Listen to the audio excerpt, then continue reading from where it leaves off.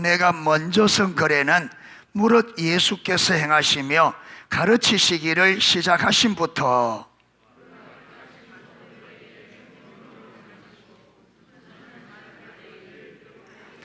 그가 고난받은 후에 또한 그들에게 확실한 많은 증거로 친히 살아계심을 나타내사 40일 동안 그들에게 보이시며 하나님 나라의 일을 말씀하시니라.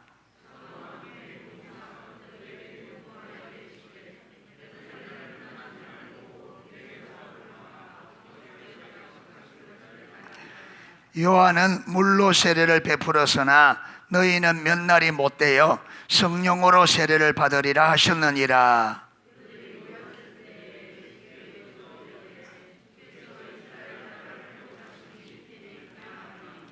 이르시되 때와 시기는 아버지께서 자기의 권한에 두셨으니 너희가 알 바가 아니요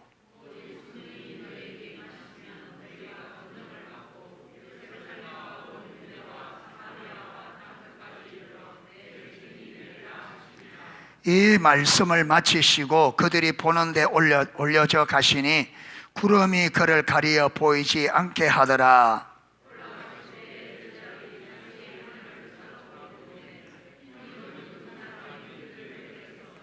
이르되 갈릴리 사람들아 어찌하여 서서 하늘을 쳐다보느냐. 너희 가운데서 하늘로 올리우신 이 예수는 하늘로 가심을 본 그대로 오시리라 하였느니라.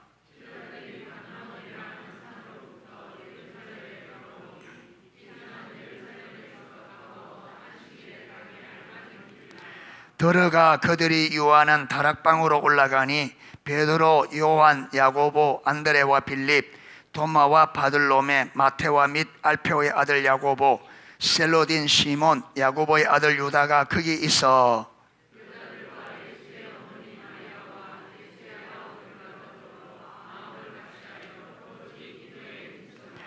모인 무리의 수가 약 120명이 되더라. 그때에 베드로가 그 형제들 가운데 일어서서 이르되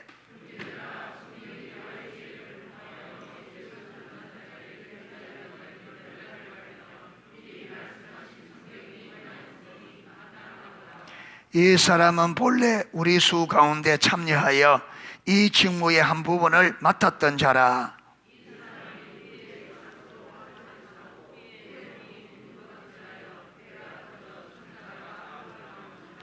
이 일이 예루살렘에 사는 모든 사람에게 알려져 그들의 말로는 그 밭을 아켈다마라 하니 이는 피밭이라는 뜻이라.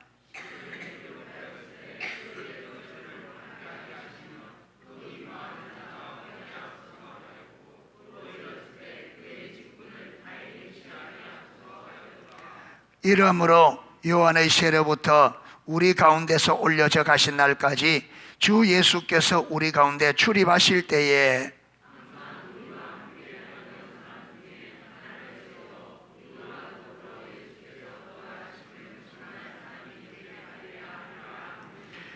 그들이 두 사람을 내세우니 하나는 바사바라고도 하고 별명은 유수도라고 하는 요셉이요 하나는 matti아라.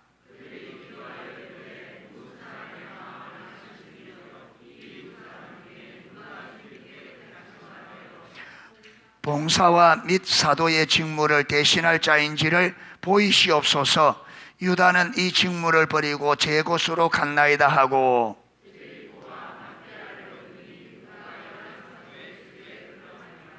아멘.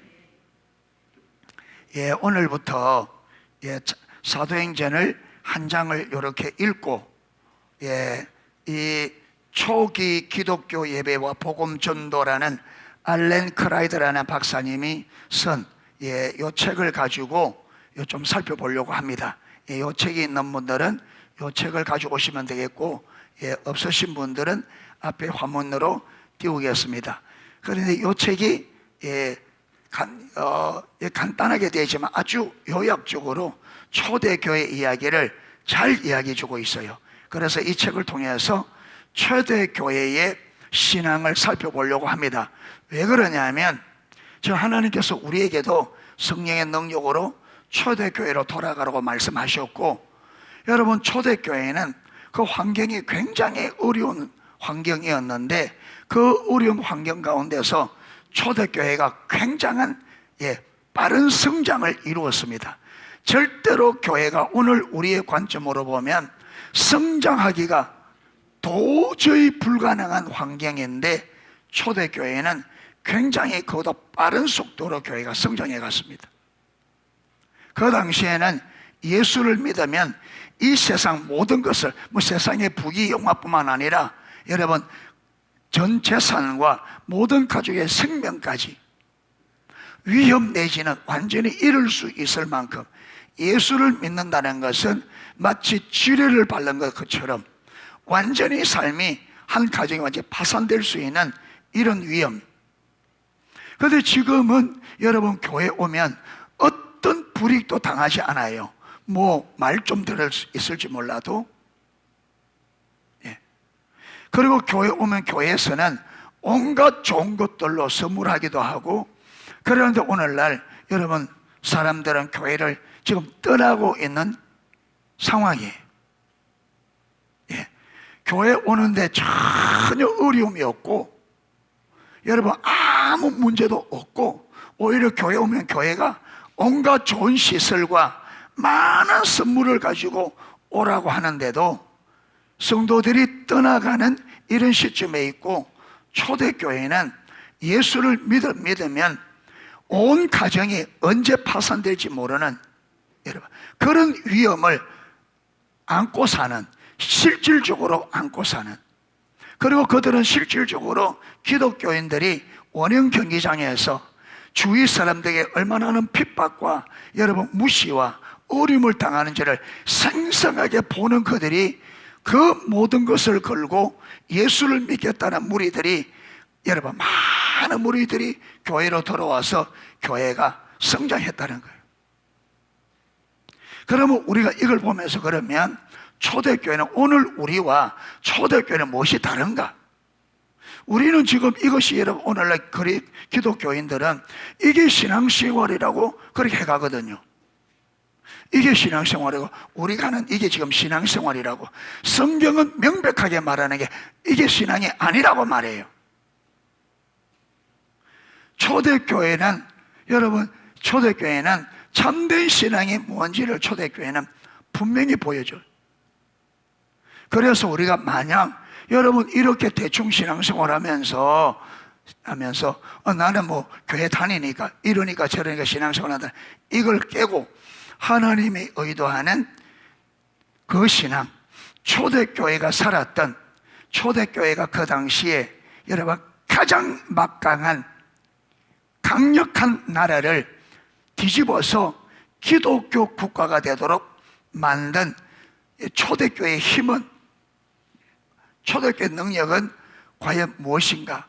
이걸 보고 우리도 그 신앙을 본받아서 지금 하나님께서 이 문화를 바꾸려고 하는 이 시대 속에서 진짜 우리의 삶으로 잘못된 사람들의 삶의 방식들, 가치관들을 완전히 여러분 둘러 엎어서 성경적으로 예수님이 주가 되는 그러한 삶으로 전환하는, 온 문화를 구속하는 그런 취지에서, 그런 지금 우리 선교회적으로도 지금 하나님이 이 말씀을 주시고 하나님께서 우리 교회도 초대교회로 돌아가라고 이런 말씀하고 있기 때문에 이게 돌아보는 것이 너무 중요하다. 그래서 이 책을 마치면 또 다른 책들을 통해서 초대교회 성도들의 삶을 좀 살펴보려고 합니다. 그래서 초대교회는 도대체 어떻게 살았고 그들은 어떻게 해서 그런 믿음의 자리에 올라갔고, 그거는 이미 앞으로 좀 살펴봤습니다, 성경적으로. 그래서 우리 신앙이 어떻게 회복되어야 되고 어떻게 돌이켜야 되는지, 우리 교회가 어떤 신앙으로 무장되어야 되는지 그걸 좀 살펴보려고 합니다. 자, 오늘은 들어가는 말로 23페이지입니다. 23페이지.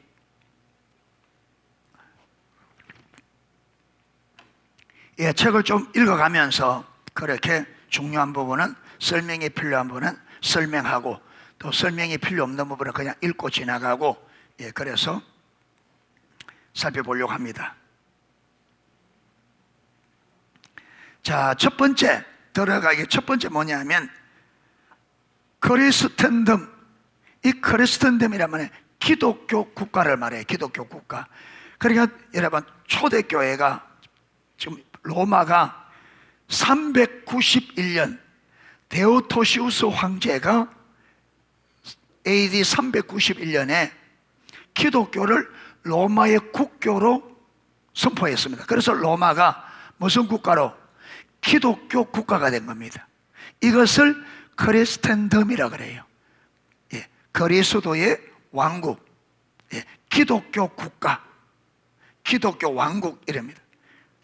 그런데 엄밀하게 말해서는 이 크리스텐덤은 여러분, 콘스탄티누스 황제가 AD 313년에 기독교를 로마의 국교가 아니고 로마에 많은 종교들이 있는데 기독교를 그동안 불법 종교로 여러분 규정하고 기독교를 없이 하려고 했습니다. 그런데 콘스탄티누스 황제가 기독교를 다른 종교와 똑같이 사람들이 종교 생활을 자유롭게 할 수 있도록 기독교를 합법적인 종교로 선포했습니다. 이것을 밀라노 칙령이라 그래요. 밀라노에서 콘스탄티누스 황제가 기독교를 공식적인 로마의 합법적인 종교로 여러분 칙령을 선포했습니다. 그러면서 250년 AD 64년에 네로 황제가 여러분 자기가 궁전을 짓기 위해서 로마시를 불태우기 위해서 불을 질렀고 군중들이 너무 폭동이 일어나자 이걸 무마하기 위해서 기독교에 뒤집어 씌웠습니다. 64년에 그때부터 기독교가 콘스탄티누스 황제가 AD 313년 기독교를 합법 종교로 규정할 때까지 핍박이 중간중간에 조금 소강 상태에 태풍이 불다가 잠시 소강 상태가 있잖아요. 그처럼 잠시 소강 상태가 있기도 했지만 250년 동안 긴 시간 동안을 어마어마한 핍박을 받았습니다.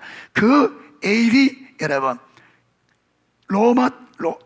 마가 다락방에 성령이 오신, 그래서 교회가 세워진 것부터 시작해서 AD 313년 콘스탄티누스 황제가 기독교를 로마의 합법적인 종교로 선포할 때까지를 크리스텐덤 이전, 그때까지를 초대교회, 초기교회라고 말해요. 초기교회는 성령이 마가다락방에 오셔서 교회가 세워진 그때부터 AD 313년 콘스탄티누스 황제가 기독교를 합법적인 종교로 인정하기 그 전에 약 한 250년 기간을 초기교회, 초대교회라고 그렇게 말합니다. 초대교회라면 자, 그러면서 이 초기 기독교가 성장했다는 진술은 논쟁의 여지가 없는 분명한 사실이다. 그러니까 어떤 기록되어 있는 어떤 기독교 문서들, 심지어 일반 역사를 살펴서도 초대교회가 성장했다는 데는 신불신을 막론하고 재론의 여지가 없어요. 재론의 여지가. 그런데 지금 알렌 크라이더 이 박사님은 초점을 어디 두느냐면 그렇게 어려운 초기 교회가 그 핍박 가운데 있었는데 성장을 했다. 그리고 그러면 얼마만큼 성장했느냐 그걸 보고 그 다음에 초대교회가 그 어려운 성장의 요소가 전혀 없는 그런 환경에서 초대교회가 어떻게 성장할 수 있는지를 조목조목 살펴보는 것이 이 책으로 되어 있습니다. 그래서 간단하지만 굉장히 요약적으로 되어 있습니다. 우리가 길면 또 살펴보기 어려울 텐데 이거는 간단히 요약되어 있기 때문에 잘 살펴볼 수가 있습니다. 그래서 처음 시작에 들어가면서 지금 무슨 말을 하느냐면 초기교회, 그 핍박이, 초기교회는 기독교 로마의 황제들에 의해서 심각한 핍박을 받던 시기를 초대교회란 말이에요. 한마디로 말하면. 자, 그런 핍박이 어려운 그 시대, 핍박으로 기독교가 성장하기 어려운 그 시대에 성장을 했다. 이걸 먼저 딱 전제하고 들어갑니다. 초기 교회는 모든 문서들을 다 지져도 초기 교회가 핍박 가운데 성장을 했다는 데는 재론의 여지가 없다. 아무도 성장에 아니다고 말할 사람은 심불신을 막나라고 아무도. 왜? 역사가 명백하게 증거하니까. 예. 그래서 초기 교회가, 기독교가 성장했다는 진술은 논쟁의 여지가 없는 분명한 사실이다. 자, 2세기 후반 디오크네투스, 이 디오크네투스를 찾아보니까 이렇게 돼 있어요. 2세기 후반 이름이 알려지지 않는 초기 기독교인이 쓴 신앙 해설 서신으로 기독교 공동체의 정체성과 신앙의 본질을 간결하게 요약해서 수신자인 디오크네투스에게 답변하는 형식으로 써해진 글이라 이렇게 설명되어 있습니다. 그러니까 이 디오크네투스가 받은 서신, 이 말은 여러분, 어떤 2세기 후반에 이름을 알 수 없는 기독교인이 기독교 공동체의 정체성과 신앙의 본질을 간결하게 요약해서 수신자인 디오크네투스에게 보낸 서신이에요. 거기는 어떤 질문에 대한 답변 형식으로 그렇게 쓰여졌다. 예, 거기에 보면 이래 되어 있습니다. 그 서신에는 그리스도인의 수가 날마다 점점 늘어가고 있다고 적혀 있다. 3세기 중반에 오리겐도 믿음으로 나오는 수많은 사람들이라는 표현을 확신을 갖고 쓸 수 있었다. 디오크네투스라는 사람이 받은 그 서신에도 그렇고 오리겐도 그렇고 초기 교회에 뭐 하고 있다고요? 날마다 그리스도인의 수가 날마다 점점 늘어가고 있다고 말했고, 오리겐 교부입니다. 교부. 예. 초기 교회의 이 지도자. 그도 믿음으로 나오는 수많은 사람들, 그 전에 예수를 믿겠다고 수많은 사람들이 교회로 나오고 있다고 그래 적었습니다. 그런데 제가 여기 보면 김동주 교수님이 쓰셨어요. 지금 호스대 인문학 기독교 교수님으로 계신데, 이분이 기독교로 보는 세계사 이 책을 쓰셔서 여기 보면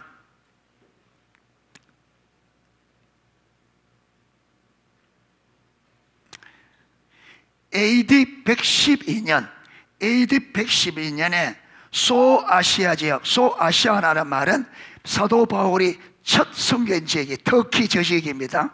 소아시아 비두니아 총독 플리니 총독이 그 당시에 로마 황제인 트라이안 황제에게 글을 올린 일이 있습니다.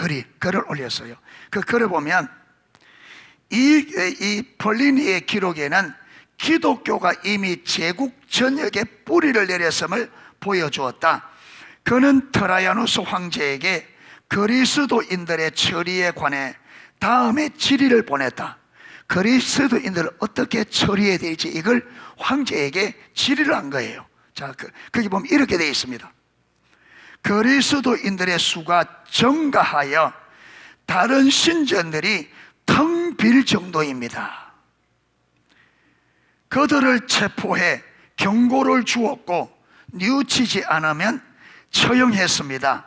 저의 이런 처리가 맞는지 또는 어떤 죄목으로 그들을 다루어야 하는지 의문이 듭니다. 이렇게 글을 올린 거예요. 여기 보면 여러분, 그리스도인들이 수가 증가해서 여러분 그 거짓 신들을 맨날 돌아오니까 그들의 신전이 텅텅 빌 정도로. 그러니까 트라이안 황제가 어떻게 답변을 했느냐면 이렇습니다. 그대의 처리가 옳다. 다만 사냥하듯이 색출하지는 말고 제보자들이 고발할 경우만 처리해라. 그러나 그들이 우리 로마 신들을 다시 믿겠다고 하면 사면하도록 해라. 예.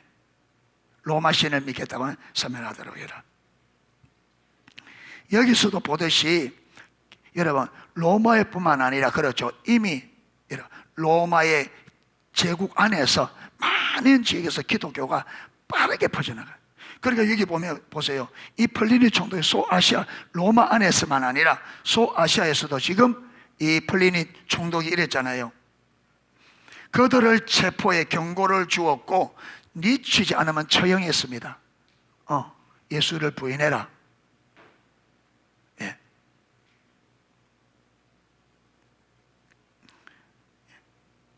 예. 부인해라. 그럴 때 그걸 거부하면 처형. 수많은 사람들이 처형을 당했습니다. 이런 와중에 이렇게 여러분 기독교인들이 처형되는 그것을 뻔히 보면서 사람들은 기독교를 믿기로 신전들이 텅텅 비어갈 정도로 기독교를 믿었단 말이에요. 그러면 여러분, 도대체 초대교회는, 초기 교회 성도들은 어떻게 살았길래, 그들이 보여준 삶은 어떻길래 그래 되냐. 예.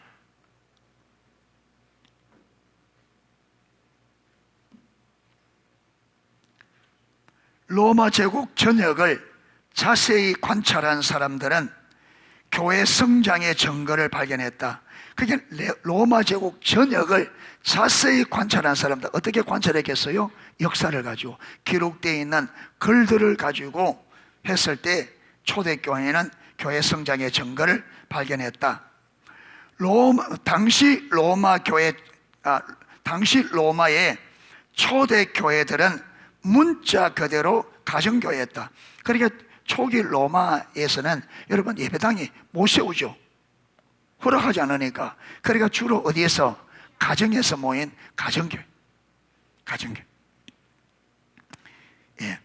신자들은 부유하지 않지만 자신들의 주택 제일 큰 방에서 모였고 참석 인원은 15명에서 20명을 크게 넘지 않은 수준이었다.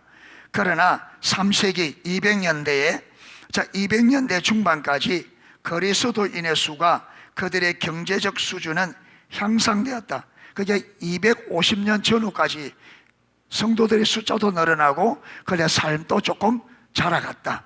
삶의 수준도. 그로 인해 인슐레라는 주상복합 건물에서 만났던 그리스도인들은 자신들의 개인 주택을 회중의 필요에 맞는 다목적 공간으로 조심스럽게 전환하기 시작했다. 그러니까 이제 숫자가 점점 늘어나면서 여러분 복합주택이 있으면 사람들이 발견되니까 개인 주택에서 어떤 조용한 데 이런 데, 중국도 다 그렇거든요. 예, 중국에도 예. 공안들이 좀 피할 수 있는 이런 예. 초대교회도 핍박이 있으니까 주로 이제 좀 사람들의 눈을 피할 수 있는 그런 예. 주택을 회중의 필요에 맞는 다목적 공간으로 조심스럽게 전환했다. 그래서 눈에 띄지 않도록. 예. 그리스도인들은 자신들의 공동체가 성장함에 따라 생활에 필요한 크고 작은 다양한 공간을 마련하기 위해 벽을 허물기도 했다. 자, 이거 뭘 보느냐 하면 여러분, 기독교 공동체가 예, 남겨놓은 흔적들을 통해서 여러분 어떤 집을 지었는데 그 집을 벽을 허물고 터고 이런 걸 볼 수 있잖아요. 이게 그러고 보면 그걸 이제 연구하는 거죠. 왜 이 집은 원래 그렇지 않았는데 왜 벽을 허물고 태웠느냐. 이제 이걸 조사해 보면 그게 기독교인들이 사람의 숫자가 점점 모이니까 점점 장소가 큰 장소 필요하니까 처음에는 방 하나에 모여서 하다가 숫자가 많아지니까 벽을 터서 더 큰 공간을 만들고 이제 요렇게 이제 하는 것들이 발견되는 거죠. 그래서 기독교회가 점점 자라가면서 그들이 그 공간을 만들기 위해서 집을 터고 이래 만들어 갔다는 것은 이제 이게 한두 개가 아니겠죠. 많은 지역에서. 그리고 지금은 역사에 여러분 초기 교회 어디에 기독교가 많이 발전해 거기 다 전구로 남아있단 말이에요. 그 지역에서는 두드러지게 이런 경우가 더 많겠죠. 예. 이러면서 이제 그걸 보는 거죠. 집의 크기, 그리고 이제 보통 하잖아요. 그러면 여러분 앉으면 방 하나 안에 얼마나 크기 안에 사람이 몇 명 정도 앉는다. 그렇죠. 그러면 그 공간을 보면 정확하게는 알 수 없지만 그 공간의 크기를 보면 여기는 몇 명 정도 모였겠다. 예.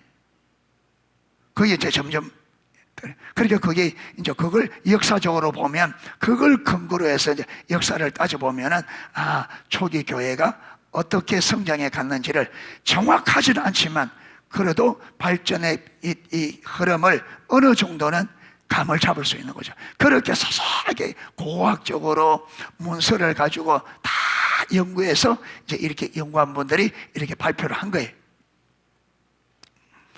자, 건축 역사가 리처드 크라우트하이머, 건축 역사가 리처드 크라우트하이머는 동시리아의 두라 유로포스에 있는 유명한 가정교회인 도무스 에클레시아뿐 아니라, 그러니까 이 리처드 크라우트하이머라는 이 건축 역사가가 동아시아 두라 유로포스에 하는, 아마 그게 좀 이름이 나 있는 가정교회의 흔적이 아마 유명하게 남아있는가 봐요.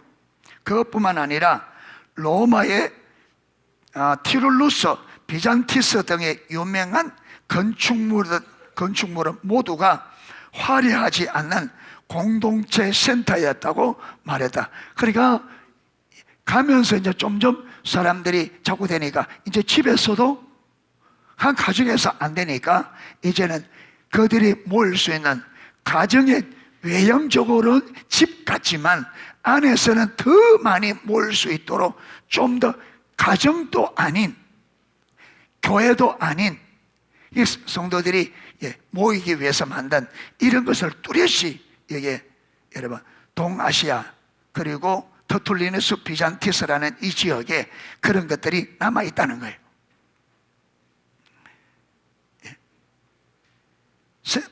화려하지 않는 공동체 세트했다고 말했다. 그리스도인들의 생활은 여러 면에서 여전히 가정 안에 머물렀지만 건물은 공동체 생활을 위해 확장되었으며 그것은 곧 공동체 구성원의 수를 반영하기도 하였다. 그렇죠. 점점 이게 점점 커져가는 걸 보면 공동체가 어떻게 늘어났는지를 보게 되는 거죠. 자, 그러나 오리게는 가이사라에 있는 건물 같은 경우 목회와 교회 성장을 위한 장소로 사용하기에는 여러 문제가 있다고 지적했다. 그리고 또 가이사라 지역에서는 그 당시에 성도들이 성장했다고 보기 어려운 가정교회도 볼 수 있다는 거죠. 그 지역에서는 어떤 연유인지 알 수 없지만 성장이 거의 없는 그런 경우도 보게 되어지고, 그 다음에 오리게는 몇몇 사람들의 설교 시간에 말씀을 듣지 않고 놀며 주님의 집 한쪽 구석에 숨어서 세속적인 이야기를 했다라고 불평했습니다. 여러분 그때나 지금이나 여러분 교회 와도 100% 이렇게 있겠어요? 그 은혜가 받는 중에서도 이렇게 교회 와서 한쪽 구석에 예배 안 드리고 여러분 모여서 잡담하는 이런 성도들도 있다는 거예요. 어디에나 어디에? 초대교회 여러분 성령이 충만해도 아나니아 삽비라 보세요. 그 파파라가 그거 아까워서 못 내고 그러다 부부가 죽는. 그러니까 성령이 충만하게 온다 해도 모든 사람에게 다 그렇게 되는 거 아니에요.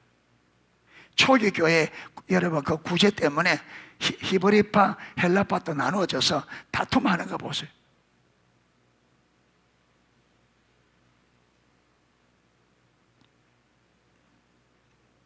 자, 그래서 우리가 이 들어가는 처음에서는 우리가 뭘 살펴봤느냐 하면 초대교회가 성장했다는 것은 재론의 여지가 없다.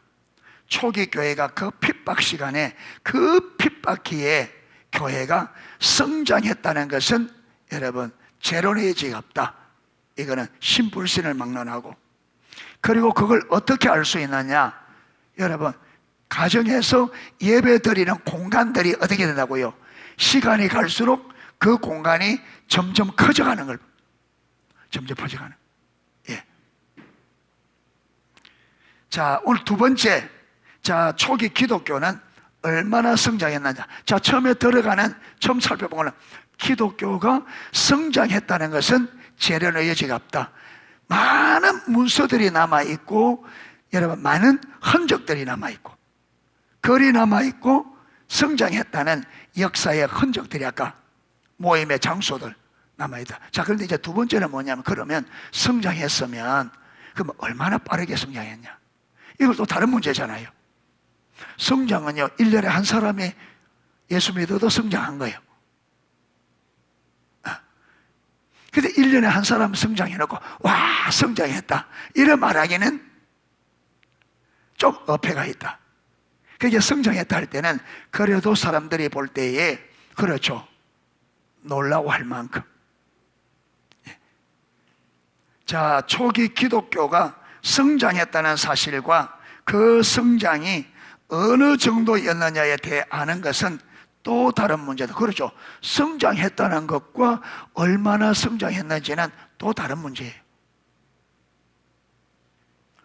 농속교회가 성장했다 하는 것과 얼마나 성장했냐는 다른 거죠. 아까 말했잖아요. 여러분 성도 50명이 있다가 1년에 한 명 들어와서 51명 돼도 교회에 성장한 거예요. 근데 얼마나 성장했는데 물으면 입이 간지럽다. 성장했다고 말하기는 민망스러운 거다. 그거는 그걸 가지고 성장했다 이러면 민망한 거죠. 적어도 얼마 정도는, 그렇죠, 한 10명, 20명, 그렇죠. 시골에서 한 10명, 20명 정도는. 자, 예일대학교의 고대 사학자인 램지 맥밀런 교수는 초기 기독교의 성장 규모가 1세기 말부터, 1세기 말, 그러니까 여러분 AD 50년에서 100년 그 사이가 말이잖아요. 1세기 말. 거기서부터 312년 콘스탄티누스 왕제가 콘스탄티누스 왕제가 회심한 게 312년, 그가 왕이 되어서 기독교를 공적 종교로 칙령을 발행한 게 313년. 예. 그래서 주로 313년을 그렇게 잡죠. 초기 교회를. 자, 이때까지 매 세대마다 약 50명씩. 자, 그러면 여러분 1세기 말이니까 AD 한 70년 정도 잡읍시다. AD 70년에 예루살렘이 완전히 멸망하고 유대가 완전히 망하잖아요. 그때부터 312년 같으면 몇 년이에요? 계산 140년 정도 되죠.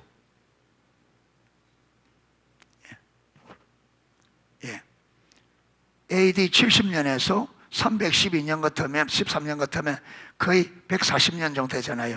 보통 한 세대를 40년 잡거든요. 한 세대를 40년 잡아요. 예. 그런데 한 세대 40년 만에 기독교가 50만 명씩 늘어난다. 그러면 120년, 140년 같으면 몇 세대예요?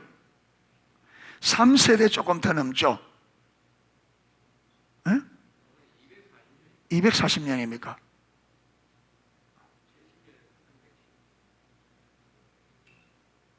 (70년에) 100하고 200하고 맞네.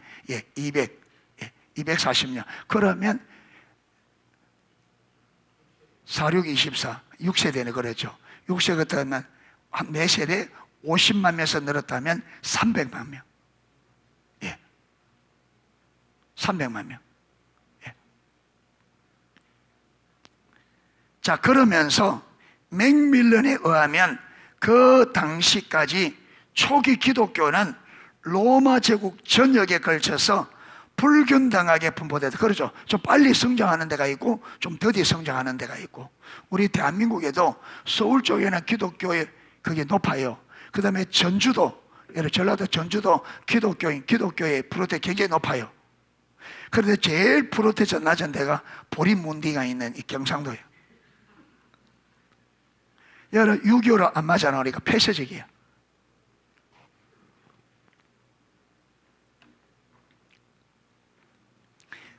제일 기독교가 발전될 때가, 왜냐하면 6.25 터져가지고 여러분 저 대구회가 딱 경상도만 남았잖아요, 6.25 때. 그런데 북한에서 내려온 모든 기독교인들 목사님들이 다 어디로 왔어요? 부산으로. 그러니까 이 부산이 기독교가 제일 발달해야 되는데 어떻게 된 판인지.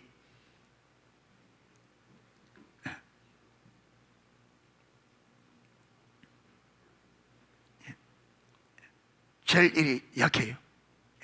그러니까 거기도 로마 전역에서도 기독교가 아주 빠르게 자라가는 지역이 있는가 하면 아주 그렇게 불균등하게 돼 있는데, 평균적으로 보면 전체 로마 인구 전체의 5%에서 8% 정도 비율을 차지했다고 말합니다. 램지 맥밀런 교수님은. 자, 그러면 이 8%, 5%, 8%를 그러면 인구가 몇 명 정도 되느냐 하면, AD 1세기 로마 전체 인구는 4,500만에서 6천만 명. 예. 이렇게 보는 분이 있어요. 또 어떤 분은 여러분 1세기 AD 200년경에는 로마 전체 인구가 1억 명 정도 되었다, 이렇게 보는 분들. 1세기는 100년까지입니다.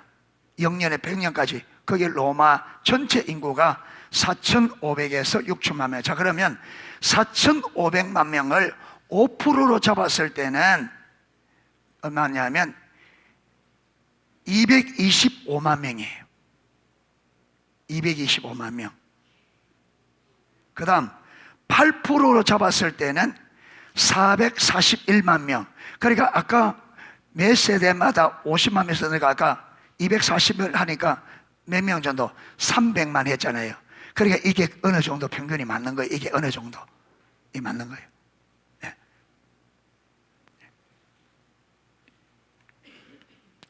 그러니까 4,500만으로 잡았을 때 그렇습니다.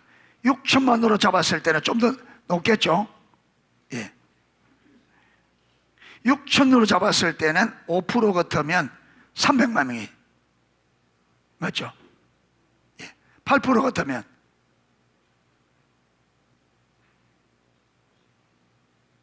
480명, 480만. 예, 그래. 자, 그러나 초기 기독교의 성장이 더 높은 비율이었다는 기록도 있다. 엘랑N의 볼퍼강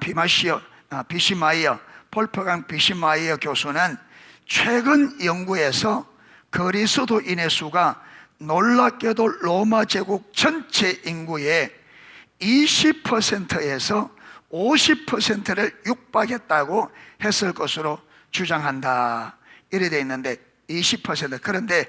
그러나 이것은 소아시아 일부 지역이 몰라도, 그러니까 20% 이 정도는 기독교가 빠르게 성장하는 지역에서는, 여러분 이집트의 알렉산드리아 이런 데는 아주 기독교 비율이 높았어요. 그런 데는 뭐 50%, 20%이 정도 되지만 로마 전체를 봤을 때 전체를 20% 잡는 것은 조금은 무리다. 그렇게 학자들마다 의견이 분분해요. 정확한 그게 없으니까. 예. 몰라도 로마 제국 전체를 놓고 보면 너무 높은 수치다. 현재까지 연구 결과로 봐서 그것은 너무 과장된 수치임이 틀림없다. 자, 여기서도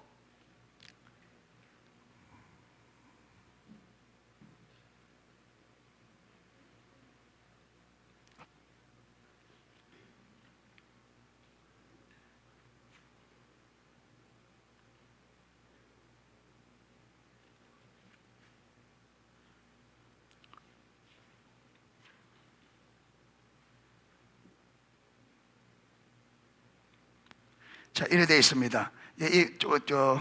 김동주 교수님도 로마 제국의 기독교는 급속도로 발전하였다. 200년대 로마 제국 인구 1억 명 중 기독교인은 5%를 넘게 되었고 300년대에는 10%, 그리고 400년대에는 약 50%에 이르렀다. 400년대는 보세요. 400년대는 왜 이렇게 급속도로 늘었냐면 AD 391년 데오도시우스 황제가 기독교를 어떻게 했다고요? 공식 종교로, 로마 국교로. 이미 콘스탄티누스 황제가 여러분 기독교를 받아들이고 기독교를 합법적인 종교로 인정하면서 교회에 혜택을 주기 시작했습니다. 예. 그리고 저 교회 나오는데 전혀 멋이 없어요. 핍박이 없어지고 대신 멋이 주어졌어요? 혜택이. 그러니까 많은 사람들이 진짜 참된 종교 때문에, 신앙 때문에 나오는 게 아니라 혜택 때문에. 이제는 거꾸로 돼서 기독교가 여러분 다른 종교를 핍박하는 이런 시대가 되어버려요. 핍박을 받는 종교가 핍박을 하는. 그리고 391년에 데오도시우스 황제가 기독교를 국교를 하니까 완전히 로마가 기독교 국가가 되어서 여러분 기독교의 사제들 막강한 힘을 가지게 돼요. 막강한 힘. 예. 그래서 나중에는 왕들도 누가 인정해야? 교황이 인정해요. 예. 이러다 보니까 교회 힘이 막강해지고 이래 되시니까 교회 사람들이. 예. 그런데 숫자는 많이 늘어나는데 교회는 어떻게 됐을까요? 예, 타락하기 시작했습니다. 그래서 기독교는요, 시절이 좋으면 타락해요. 평안하면 타락해.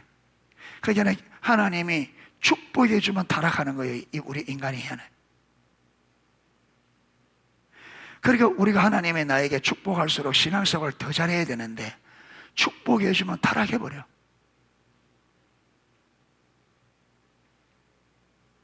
그리고 타락하지 말라고 고난을 주면 또 원망 불평해. 하나님의 의도를 알죠. 그래서 초대교회를 돌아보는 게 굉장히 중요합니다.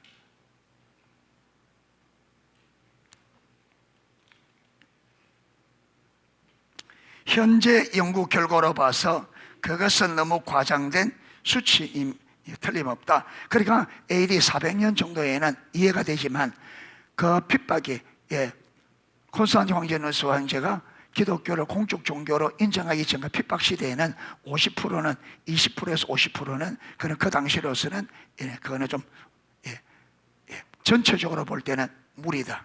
그렇게 봅니다. 자, 학자들이 그리스도 인구 비율을 어떻게 추산하든지 초기 교회 성장이 주목할 만했었다는 것은 사실이다. 그러니까 어쨌든 간에 여러분, 어쨌든 간에 5%든 8%든 여러분 보세요. 초기 여러분 기도 시작이 120명이잖아요. 120명이 여러분 40년 동안에 300만으로 는다. 203. 그럼 1년에 얼마씩 늘어나지? 계산해 보세요. 120명의 성도가 여러분 240년 만에 300만, 400만으로 늘어난다.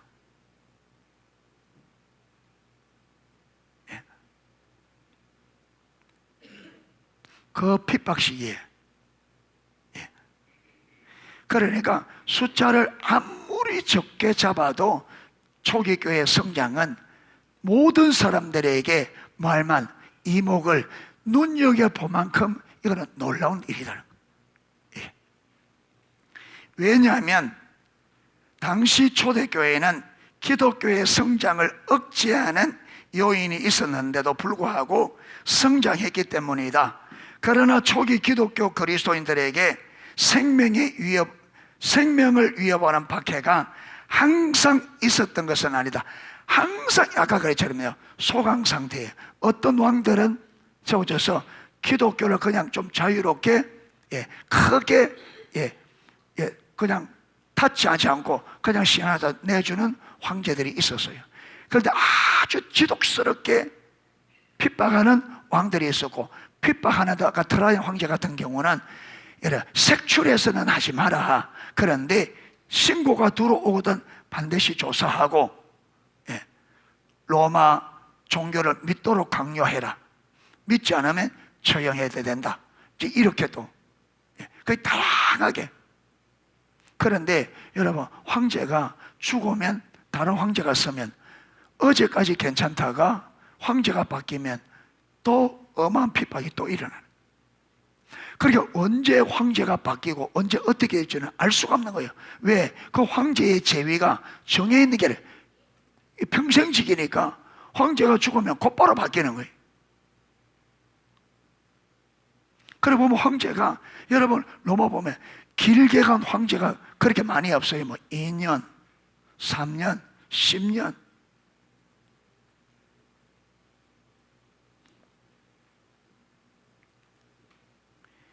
많은 그리스도인들이 그런 핍박, 박해를 직접적으로 경험하지 않았다. 여러분, 역사를 보면 250년 동안은 핍박이 없는 기간이 훨씬 짧습니다. 핍박의 기간이 훨씬 깁니다. 핍박하지 않는 왕이 몇 사람 안 돼요. 여러분, 네로 황제부터 콘스탄티누스 황제까지 여러분 10명의 황제가 바뀌거든요. 10명의 황제가 바뀌는데 그게 대부분은 핍박이었습니다. 아주 소수의 사람만 그냥 봐주고.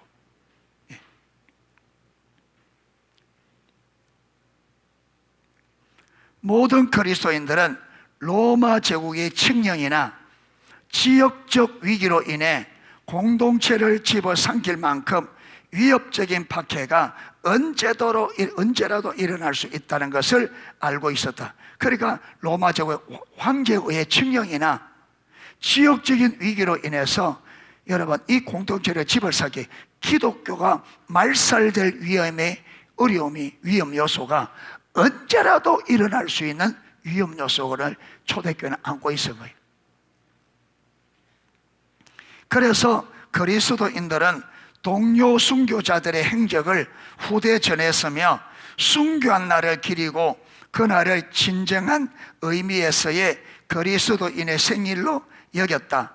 터툴리안의 표현에 따르면 그리스도인의 가정교회는 방책으로 둘러싸여 있는데, 그러니까 그리스도인의 가정교회는 방책으로 이게 뭡니까? 철조망 같이 아무나 못 들어오도록 둘러쳐져 있다. 그리스도인들의 비밀 모임에서 죄수들을 숨겨주었기 때문에 그들은 포위를 당하고 공격을 받았으며, 그러니까 여러분 어떤 법적인 문제로 인하여 도망다니는 사람들은 기독교인들은 그들을 품어주고, 그랬다가 발각돼서 그 공동체가 완전히 파산이 되어지고, 이런 경우가 많이 있었다는. 오리겐이 전해준 바와 같이 건물까지도 불태워졌다. 초기 기독교의 모든 그리스도인들은 언젠가는 죽음을 직면해야 한다는 사실을 알고 있었다. 그러니까 초기 그리스도인들은 언젠가는 자기도 어디에 죽음에 직면하게 된다는 걸 알고 있었다. 언젠가. 그러니까 예수를 믿으면 이렇게 되는 것을 각오해야 돼. 다시 말해서 어떤 사람이 평안한 삶을 살기 원한다거나 높은 지위를 갖는 사람으로서 출세하기를 원한다면 그리스도인이 되어서는 안 되었다. 초기 교회는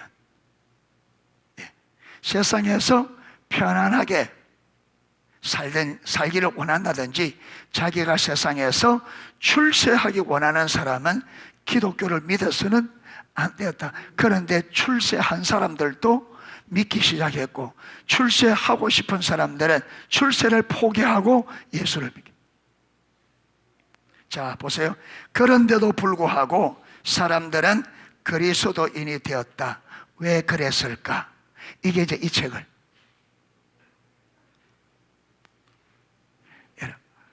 출세를 한다든지 높은 자리에 올라가면 절대로 받아들일 수 없는 이 기독교를 사람들은 받아들이고 기꺼이 죽음의 대가를 지불하고 기꺼이 출세를 포기하고, 출세했던 사람들마저도 그 출세를 포기하고 여러분 그 위험의 기독교를 받아들였다. 왜 그랬을까?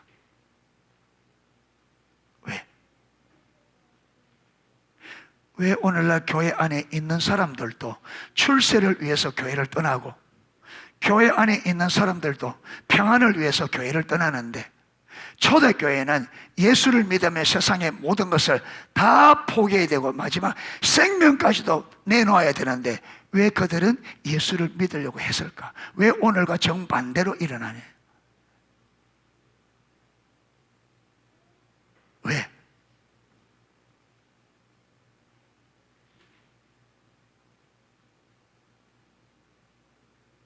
왜 오늘 예수 믿는 사람들조차도 여러분 힘든 것이라 하고 대가 지불 안 하려고, 그래서 여러분 될 수 있으면 대가 지불 안 하고 하는데, 그러면 초대교회는 로마인들 가운데는 왜 예수를 안 믿는 사람이 목숨을 걸고 예수를 믿으려 했을까? 지금은 교회는 예수 믿는다고 하는 사람들도 절대 안 되는 그것을 초대교회는 안 믿는 사람들이 어떻게 그걸 했겠냐? 왜 그렇게 했냐? 왜? 우리는 예수 믿는 사람들조차도 예수님을 위해서 고난받는 걸 싫어하고 그래서 교회를 떠나가는 판인데, 그러면 그때는 예수를 안 믿는 사람들이 어떻게 그 고난을 감수하고 예수를 믿겠다고 교회에 들어왔느냐? 이게 지금 정반대 현상이란 말이에요. 우리하고는 완전히 다른.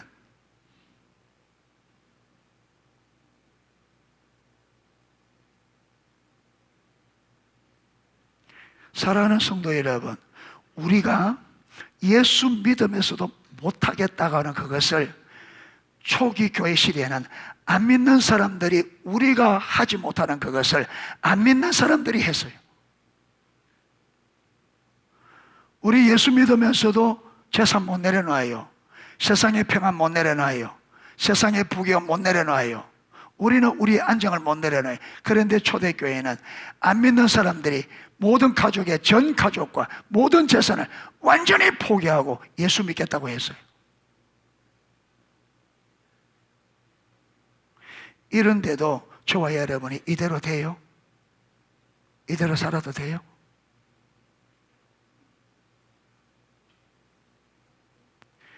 초기 교회에 안 믿는 사람들이 결단했던 그 결단을 믿는 우리가 여러분 못하는데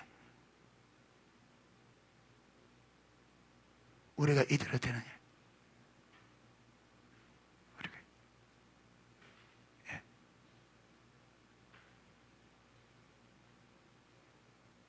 여러분, 이러니까 교회가 우습게 되는 거예요. 세상에 전혀 영향을 못 주는.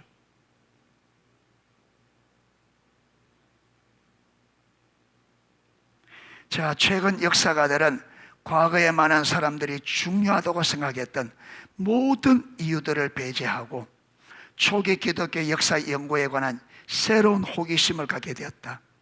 예를 들면 일반 대중설교의 경우 아스다비넉은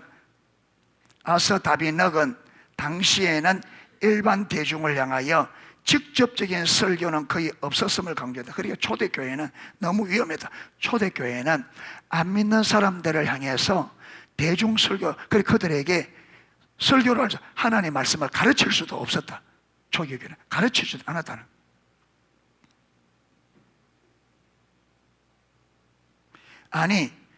아니면 선교를 위해 회중을 조직화하는 일은 어땠을까? 자, 그러면 안 믿는 사람들을 예수를 믿도록 하기 위해서 전도팀이라든지 어떻게 여러분 외부의 사람들을 기독교로 예수를 믿도록 하기 위해서 교회 안에서 그들의 어떤 조직은 있었느냐? 그것도 전혀 없었다.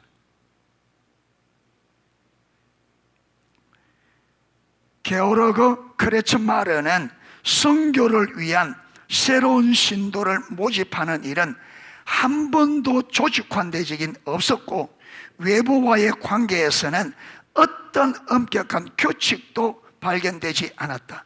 그러니까 외부의 관계, 안 믿는 사람들에 대해서 그들을 예수를 믿도록 하기 위한 어떤 여러분 성도들이 지켜야 될 엄격한 규정들 이런 건 발견이 안 된다는 거예요.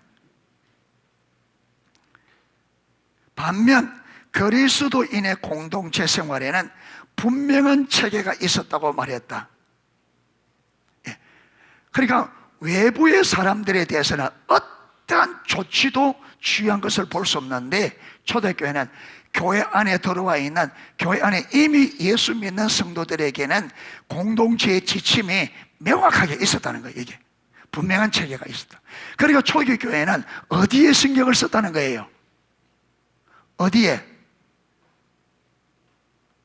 초기 교회는 여러분 초기 교회 지도자들이 어디에 관심을 쏟았다는 거예요? 사람들을 전도하는데 초점을 선생하자. 교회 공동체로 와 있는 지금 교회에 대해서, 이 교회가 어떤 교회 될지 교회 안에, 이 교회 안에 들어와 있는 사람들에게 모든 영향을 여기 다 쏟았다. 외부에는 거의 관심조차 가지 않은. 자, 여기 이랬습니다. 이교도의 회심을 위한 기도는 어떤가? 자, 그러면 교회가 초기 교회 기도할 때 안 믿는 사람들이 예수를 믿도록 하는 위한 기도는 있었느냐? 그것도 살펴본 거예요. 그것도. 그래서 여기 보면 이브 콩가르는 초기 기독교 그리스도인들은 자연인들의, 예수를 안 믿는 사람들 번영과 안녕을 위해서 기도했지만 그들의 회심을 위해서 기도한 적은 거의 없다. 그게 어떤 문서를 뒤집어도 안 믿는 사람들을 예수 믿도록 해달라는 그런 기도는 발견이 안 된다는 거예요. 그들의 번영과 국가의 번영과 안정을 위해 기도하지만 그들이 예수를 믿게 해달라고 이렇게 하죠.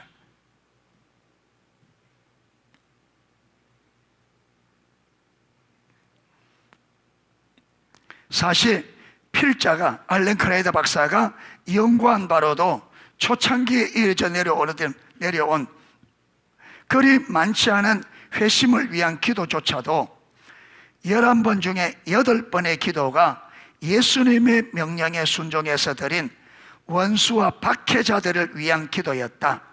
선교의 명백한 본질을 신학적으로 논한 노버트 브룩스는 초기 기독교의 선교에 대한 성찰이 없었다는 것은 대단히 놀라운 거다.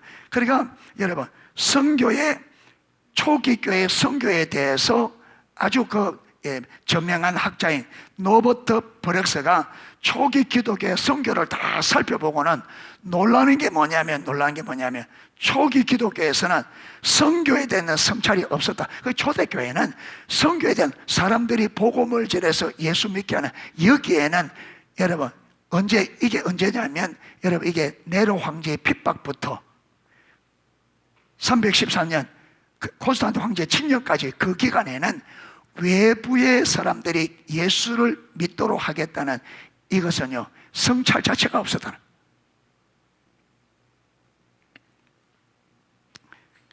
이것은 대단히 놀랄만한 일이라고 했다.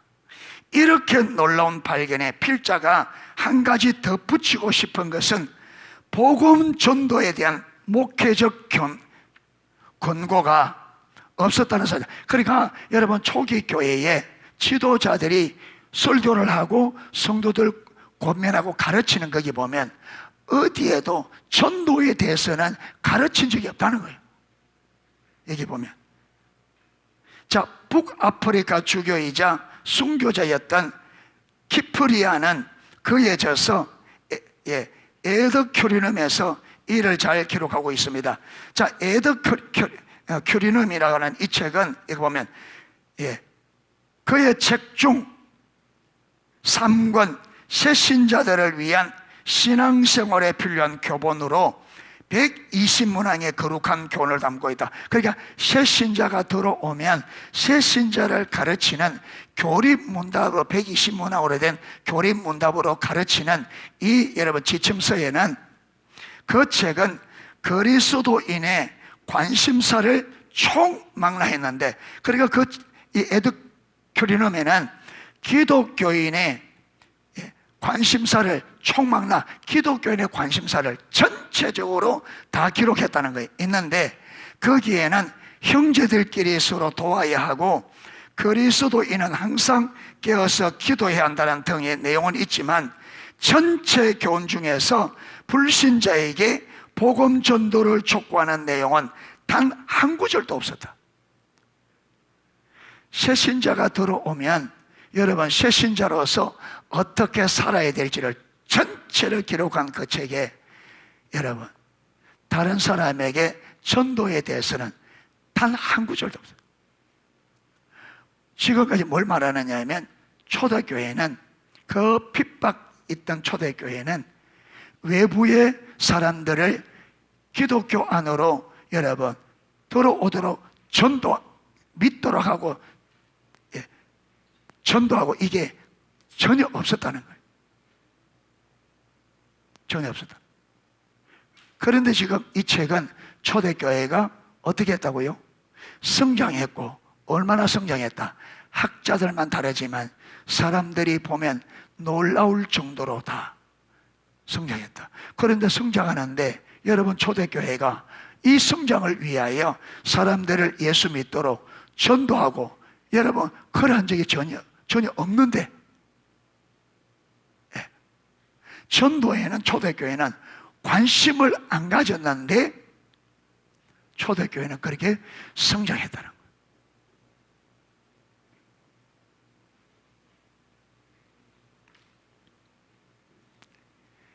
여러분 이걸 제가 읽으면서 하나님의 전체 성경에서 여러분 하나님께서 아담과 하와를 창조할 때에 우리가 우리의 형상과 우리의 모양대로 사람을 만들고 그들로 하늘의 새들과 공중의 새와 땅의 짐승들과 바다의 모든 물고기를 마게 하자, 다스리게 하자. 그게 하나님이 창조한 이 모든 창조를 누구로 하여금 인간에게 다스리. 이 말이 무슨 말이냐면 하나님이 천지를 창조한 이 창조한 사람들을 통해서 하나님이 창조한 목적을 뭐하겠다? 이루겠다. 하나님이 목적을 가지고 천지를 창조했는데 이 천지 창조의 목적을 누구를 통해서? 사람을 통해서. 그런데 사람이 하나님의 이 목적을 이루려고 하면 어디 있어야 된다? 선악과를 먹지 말라. 하나님의 통치 안에 있어야 된다. 그런데 인간이 이 하나님의 통치 밖으로 거부하고 통치를 밖으로 여러분 벗어남으로 하나님의 뜻이 무너져 버렸잖아요. 그러니까 하나님의 뜻은 사람을 통해서 이루어지는데 이 하나님의 뜻을 이루려면 하나님과 올바른 관계 안에, 그러니까 하나님과 관계는 이 사람이 어떤 사람이냐에 따라서 하나님의 뜻이 이루어지느냐 이루어지지 않느냐에 있다는 거예요. 그게 이 사람이 무슨 일을 하느냐에 달려 있는 게 아니고 이 사람이 하나님과 어떤 관계 안에 있느냐가 이 사람을 통해서 하나님 뜻을 이루려고 하는 뜻이 이루어지느냐 아니냐 그게 달린다. 그게 하나님의 뜻은 우리 인간이 얼마나 많은 일들을 하느냐가 아니라 이 사람이 어떤 사람이 되느냐. 그래서 초대교회는 하나님의 뜻이 자기들이 할 일이 아니고 누가 할 일이다? 하나님이 할 일이고 그들은 하나님이 보여주는 그 진리 안에서 그들이 하나님이 말씀하는 그 공동체로 세워지는 것이 여러분 이 하나님 뜻이 이루는 핵심이라고 본 거예요. 그래서 초대교회 지도자들은 교회가 하나님이 의도한 교회로 세워지는데 여기에 총력을 다한 거예요. 그리고 그 교회가 하나님의 의도한 교회로 세워지니까 하나님께서 이 교회를 통해서 여러분 수많은 그 로마를 뒤집었고 그래서 아담과 하와가 보세요. 아담과 하와가 하나님의 통치를 벗어나서 아무리 열심히 해도 하나님의 뜻이 이루어져요? 안 이루어져요? 이루어져요? 안 이루어져요? 안 이루어져요. 자 보세요. 하나님이 이스라엘을 통해서 이스라엘 하나님 택한 하나님의 백성으로 삼으신 것은 이스라엘을 통해서 뭐 하기 위해서?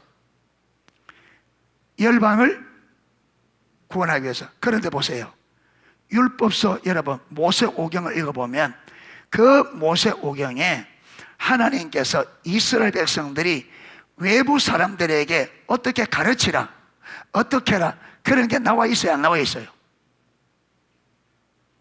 나와 있어, 안 나와 있어요? 안 나와 있어. 뭐만 나와 있어요? 이스라엘 백성들이 어떻게 돼야 될지를. 똑같은 원리입니다. 이스라엘이 하나님이 의도한 백성으로서면 하나님께서 이스라엘을 통해서 하나님이 열방을 이끌 겁니다. 그러니까 열방을 살리는 것은 이스라엘 백성들이 얼마나 외부적으로 활동을 잘하느냐가 아니라 이스라엘이 어떤 이스라엘이 되느냐가 열방을 살릴 수 있느냐 없느냐. 저와 여러분이 가서 여러분 입술이 닳도록 복음 전한다고 저들이 예수 믿는 게 아니에요. 하나님이 일하는 건 그게 아니에요. 내가 어떤 사람이 되느냐가 저 사람들을 살릴 수 있느냐 없느냐가 결정합니다. 내가 얼마나 전도를 잘하고 얼마나 프로그램을 잘하고 이게 아니라 저와 여러분이 농속교회가 어떤 교회가 되느냐가 여러분 이 외부 사람들을 살릴 수 있느냐 없느냐를 결정합니다. 그런데 이스라엘은 이걸 못 봤어요. 이스라엘은 이걸 못 봤어요. 그런데 초대교회는 이걸 봤어요. 초대교회는요, 하나님이 일하시는 원리, 하나님이 하나님의 뜻을 어떻게 이루기 원하는지 초대교회는 알았어요.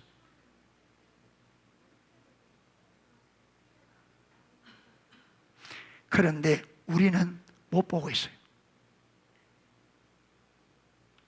우리는 내가 어떤 사람이 되느냐는 관심도 없어. 마음만 있는데 내가 무슨 일 하느냐 여기만 관심이 있지, 내가 어떤 사람이 되어야 하느냐 여기는 관심 없어. 여러분, 내가 안 되면 하나님이 나를 통해서는 아무 일도 못해요. 내가 하나님의 사람이 되지 않으면, 우리 농속교회가 하나님의 교회가 되지 않으면 농속교회를 통해서 하나님은 아무 일도 못하고, 내가 하나님의 사람이 되지 않으면 하나님이 나를 통해서는 아무 일도 못해요.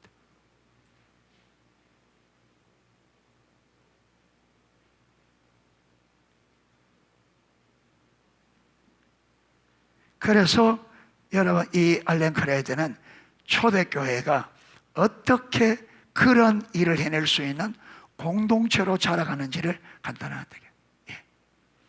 여러분, 오늘 또 읽으면 어떤 사람은 지루할지 몰라도 정말 믿음에 관심이 있으면요, 핵심적인 것을 지금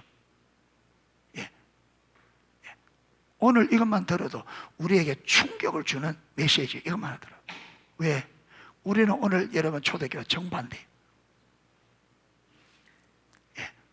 이래서 이 책을 통해서 저와 여러분이 정말로 초대교회는 어떤 믿음, 어떻게 그 뜻을 이룰 수 있는지 교훈 삼아서 우리 개인과 우리 농속교회가 초대교회로, 이름만 여러분 저 표만 딱 붙여놓고 주가 안 되면 무슨 소용이 있어요? 정말로 우리가 성령의 능력으로 초대교회로 돌아갈 수 있도록 하나님의 은혜를 구하고 그렇게 믿음으로 도전하는 저와 여러분 될 수 있기를 주님의 이름으로 축복합니다. 기도하겠습니다.